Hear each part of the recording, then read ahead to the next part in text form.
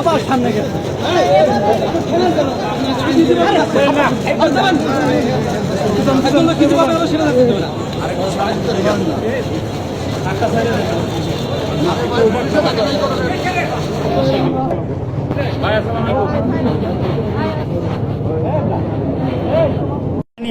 সাবেক এমপি ১৯০৩ জন আসামিকে রামপুরা থানায় টেলিভিশন ভবন ভাঙচুর ও হামলার মামলায় 10 দিনের রিমান্ড চায়।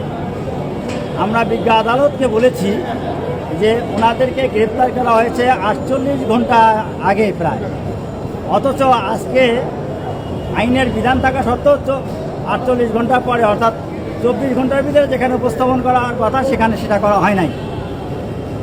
তার হার্টের সমস্যা রয়েছে এবং উনি এজাহার নামেও আসামি নন। এই মামলায় কোনো সাক্ষী এমনকি কোনো উপাদানও নাই, কোনো টিভি ফুটেজ নাই, কোনো স্থিরচিত্র নাই। সেই কারণে ওনার বিরুদ্ধে যে রিমান্ড চাওয়া হয়েছে সেটা আমরা নামঞ্জুর চেয়েছি। একই সাথে বলেছি যে বর্তমান সরকার প্রধান তিনি বিভিন্ন জায়গায় যারা আহত হয়েছে অথবা তাদের চিকিৎসা ভার নিচ্ছেন বলে টেলিভিশনে দেখেছি এবং চাকরির কথাও বলেছে। আমরা বলেছি বিজ্ঞ আদালত যেখানে রাষ্ট্র সরকার এভাবে একটা সমন্বয় করতেছে সেখানে কীভাবে একের পর একদিন 5 দিন 7 দিন করে রিমান্ড, এমনকি অনেক নির্যাতনের কথাও আসতেছে। বিজ্ঞ আদালত আমাদের কথা শুনেছেন। দুর্ভাগ্য হলো সত্য যে এই অসুস্থ মানুষটাকে 7 দিনের এই 3 জনকে 7 দিনের রিমান্ড দিয়েছেন। আমরা অত্যন্ত দুঃখিত যে একটি দেশে এজাহারের নাম নাই, কোনো সাক্ষী কিছু বলে নাই, তার বিরুদ্ধে এই 48 ঘন্টায় কোনো কিছু উদ্ধার করতে পারে নাই। তার ফরওয়ার্ডিংয়ে তার এই আসামিদের বিরুদ্ধে একটা শব্দ নাই যে এইটা পেয়েছি, কিন্তু অত্যন্ত অন্যায়ভাবে বিচার মানে ন্যায় বিচারের আদেশ বহির্ভূতভাবে সংবিধান এবং ফৌজদারি কার্যবিধি উচ্চ আদালতের আদেশ সব কিছু লঙ্ঘন করে বিজ্ঞ আদালত আজকে যে আদেশ দিয়েছে তাতে আসামি প্রচণ্ডভাবে ক্ষতিগ্রস্ত হয়েছে।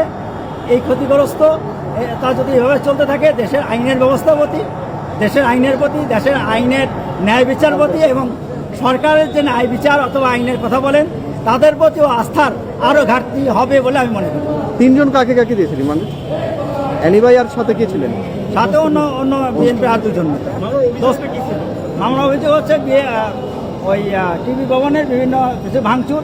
হ্যাঁ, এটা আমরা স্বীকার করি যে কে সামান ঘটিয়েছে, কিন্তু এই আসামি তো না।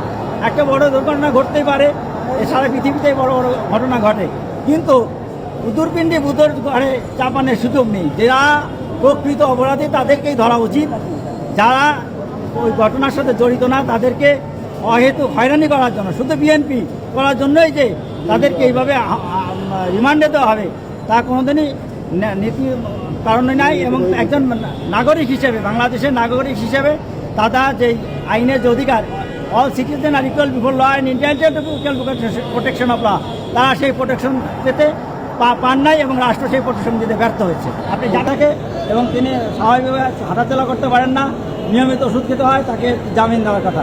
বিজ্ঞ আদালত সে নামঞ্জুর করেছেন এবং একই সাথে একেবারেই আমাদের আশার বাইরে 7 দিনের রিমান্ড দিয়ে দিয়েছে।